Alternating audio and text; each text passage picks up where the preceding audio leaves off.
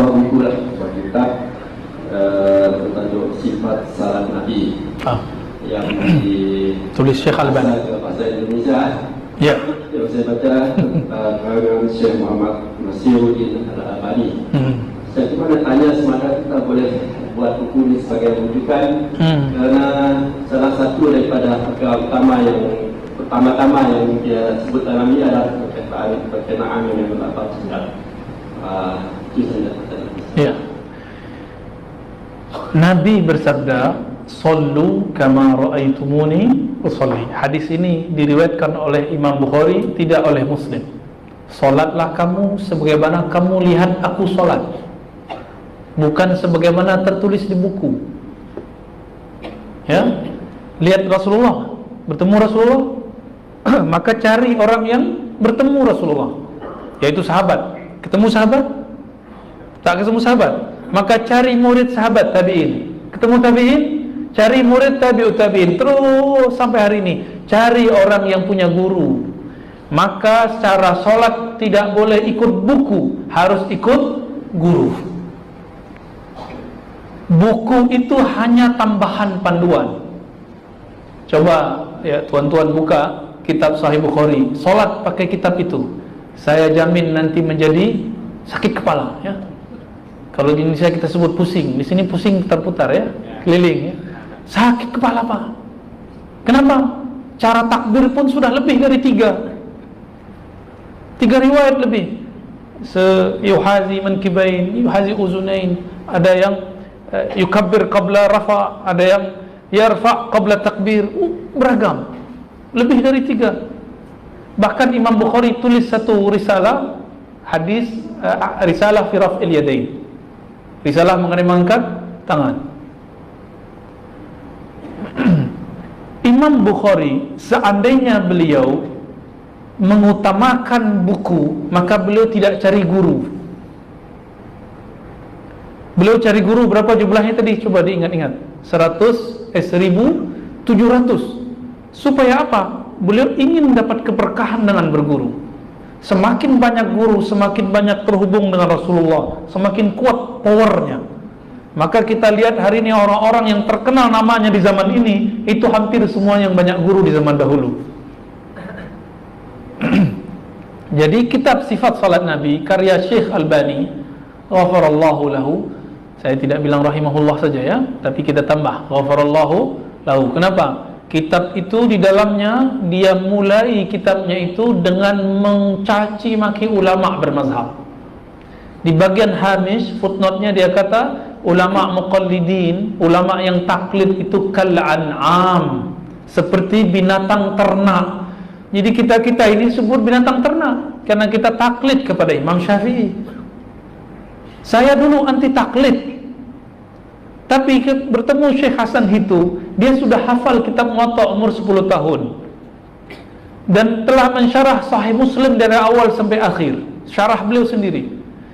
Tapi beliau kata, saya masih taklid kepada Imam Bukhari, apalagi ke Imam Syafi'i. Saya kemudian ingin tabayun, ya Syekh zidli, tambah, saya tak paham. Lalu beliau tambah, apa kata beliau? Apakah engkau tahu dari mana, cara apa, manhaj apa Imam Bukhari mensahihkan sebuah hadis? Atau karena Imam Bukhari kata ini isi kitab sahih, lalu kamu percaya Imam Bukhari?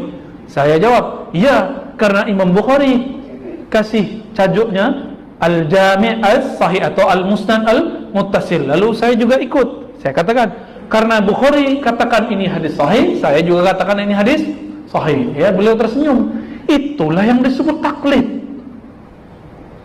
Berarti kalau ada seseorang mengatakan hadis ini riwayat Imam Bukhari, itu dia belum keluar dari taklid, dia masih taklid. Taklid kepada Imam Bukhari. Kapan kita keluar dari taklid? Jika saya membahas sendiri hadis innamal a'malu binniyat, itu paling gampang ya.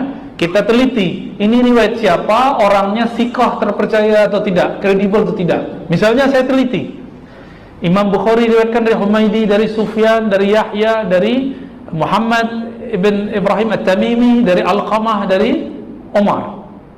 Lalu saya cari semua tarikh wafatnya, tarikh maulidnya, bertemu, lalu kita cek orang ini siqah atau tidak siqah, kuat atau tidak kuat. Jika terbukti semua, maka saya menjadi muttabi', tidak menjadi taklid.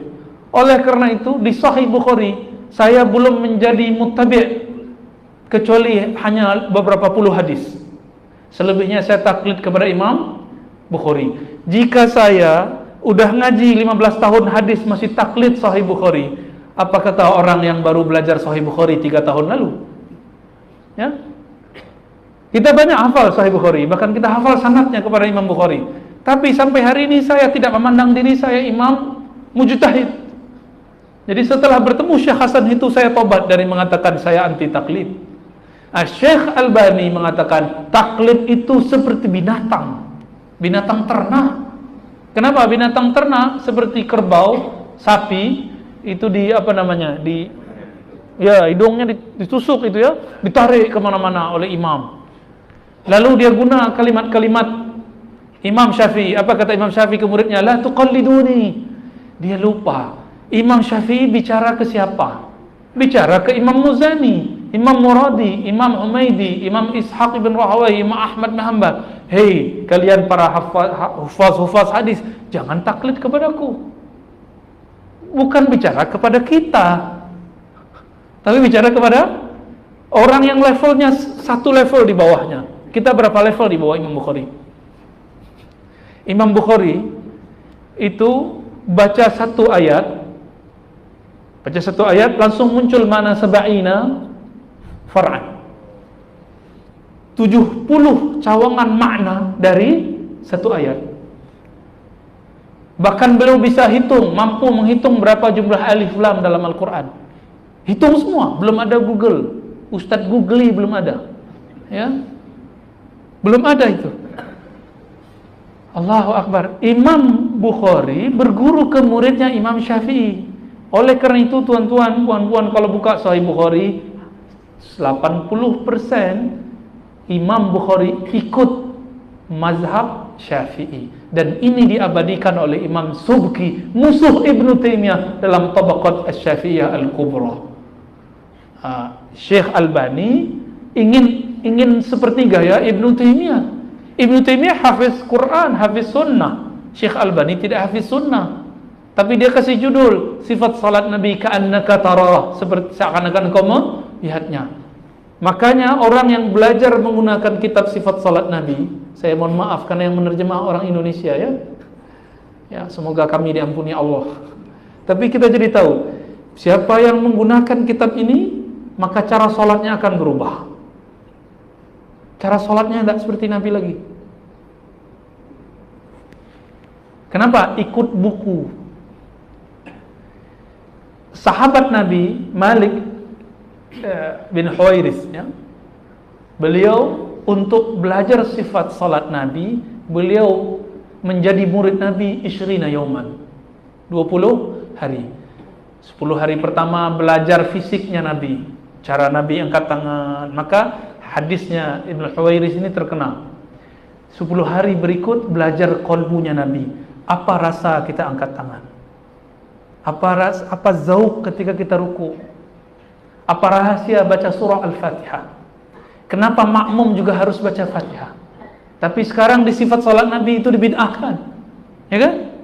Apa kata mereka? Tidak boleh baca Al-Fatihah di belakang imam. Kenapa? Wa idza quri'al Qur'an fastami'u lahu. Ayatnya benar, pemahaman Anda tidak benar. Jika dibacakan Quran maka dengarkan. Betul, itu di luar salat. Kenapa? Katanya ikut Bukhari. Coba buka Sahih Bukhari ya, kitab salat, bab tentang salat. Apa kata Imam Bukhari? Diriwayatkan dari Abu Hurairah. Apa riwayatnya? La salata liman lam yaqra' bi Fatihatil kitab. Tidak sah salat orang yang tidak baca Fatihatul kitab jika sendiri. Maka makna kedua jika berjamaah tidak sempurna. Dijelaskan oleh Imam Syafi'i dalam Tidak sempurna artinya orang kalau tidak baca di belakang imam Al-Fatihah tidak terjadi munajat dialog. Karena setiap kali ayat itu dibaca Alhamdulillahirabbil alamin, Allah menjawab Majjadani abdi wa hamidani, itu jawab sampai akhir. Orang yang tidak baca ini nggak ada koneksi. Karena kita tidak bisa mewakilkan munajat kepada imam. Semua hamba harus bermunajat kepada Rabbnya. Itu jawaban Imam Syafi'i dalam kitab Al-Um. Jauh-jauh hari. Maka Imam Bukhari nukil hadis itu. Ketika ada sahabat-sahabat Nabi membaca surah ayat Al-Quran di belakang imam, Nabi kemudian selesai, selepas salam Nabi tanya, siapa yang baca Quran di belakangku? Lalu mereka jawab, saya wahai Rasulullah. Rasulullah kemudian kasih had, jangan baca la yaqra ahadukum, jangan kamu baca min warai, dari belakangku, illa bi fatihatil kitab, kecuali dengan surah Al-Fatihah. Tapi pertanyaannya, kalau kita ikut Sahih Bukhari, kapan kita nak baca? Sebelum imam? Saat imam baca? Atau sebelum imam? Ini yang disebut fikih. Hanya fikih mazhab yang faham itu. Oleh sebab itu, orang-orang yang mencoba membaca Sahih Bukhari lalu tinggalkan mazhab Syafi'i, pasti dia akan menjadi orang yang stres. Masuk masjid, semua orang dianggap ini ahli bid'ah, ini ahli bid'ah, ini ahli bid'ah lagi, imam kita ahli bid'ah lagi. Stres dia nanti sholatnya. Dan itulah pengalaman saya 3 tahun masuk masjid. Karena guna kitab sifat salat Nabi, saya bertobat kepada Allah ya. Namun saya terharu dengan kitab itu. Di akhir kitab saja. Di akhir kitab Syekh Albani rahimahullah wa ghafarallahu lahu, dia berdoa, semoga Allah jadikan aku, Allah kumpulkan aku bersama ahli hadis. Jadi itu usaha dia. Cuma sayangnya dia berusaha tapi cara usahanya tidak baik. Ya. Dia mau menegakkan benang yang sudah basah. Dia salah-salahkan yang lain, dia tegakkan benangnya tapi sudah basah. Maka Syekh Albani pun ditentang ayahnya, Syekh Nuh Al-Hanafi. Namanya Syekh Nuh Al-Hanafi, salah satu mufti ya, di Albania sebelum pindah ke Suriah. Bertentangan juga dengan Syekh Al-Buti, Syekh Wahbah Zuhaili. Bahkan dia benci sekali dengan Syekh Al-Buti karena Syekh Al-Buti mengalahkan dia dan lebat. Dan itu perdebatannya telah ditulis terjemahannya dalam bahasa Indonesia. Sila dicari ya, saya pun sudah lupa judulnya apa. Ya.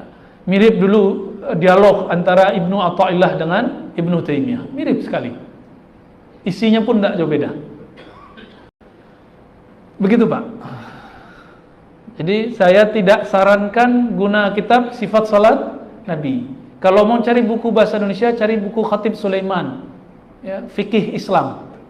Itu bagus. Kalau mampu berbahasa Arab, baca Fathul Mu'in, Matan Abi Syuja', Al-Muhazzab ya, juga karya-karya Imam Nawawi, semuanya mu'tamad ya. Cari kitab yang mu'tamad ya, Kifayatul Akhyar, talaqi dari ulama kita. Guru-guru kita di surau-surau, mereka semuanya bersanad, tapi sanad fikrah, sanad amal, tidak punya sanad ijazah, tak masalah. Yang penting sholatnya masih bermazhab Syafi'i. Silakan pertahankan mazhab Syafi'inya. Kalau mau pindah, tapi jangan ke mazhab Albani, mazhabnya mazhab Maliki boleh ya. Karena mazhab Albani dia anti mazhab, masa dia buat mazhab ya. Oke, khalas.